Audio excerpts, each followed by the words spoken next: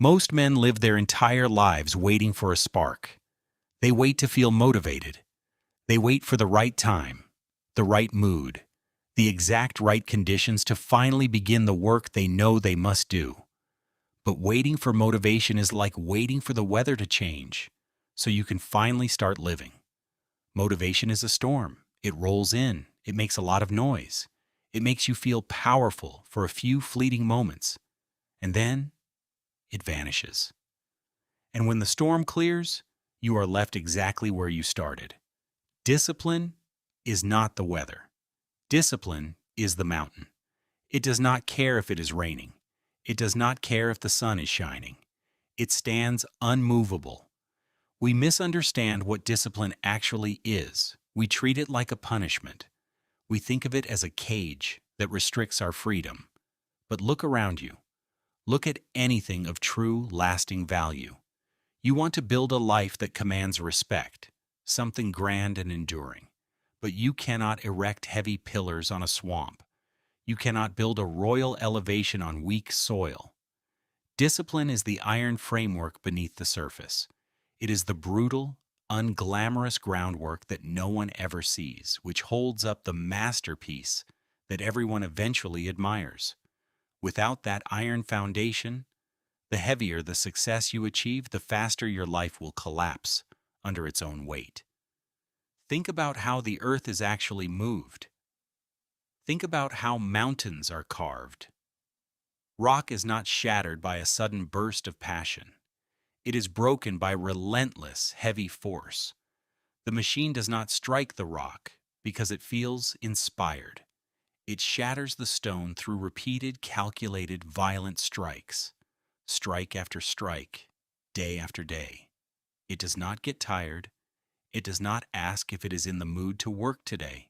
It simply executes its function. This is the mindset you must adopt.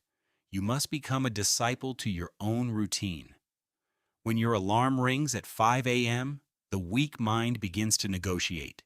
Just 10 more minutes. I worked hard yesterday. I deserve the rest. The disciplined mind does not negotiate. The disciplined mind understands that the conversation is already over. The decision was made last night. The body simply moves. You must understand that your mind is designed to seek comfort. It is wired to preserve energy, to keep you safe, to keep you warm, and to keep you exactly where you are. But comfort is a silent killer. It robs you of your potential. It softens your edge. Every time you choose the easy path, every time you skip the work, every time you delay the project, you are training your brain to quit. You are carving a pathway of weakness into your own character. But the opposite is also true.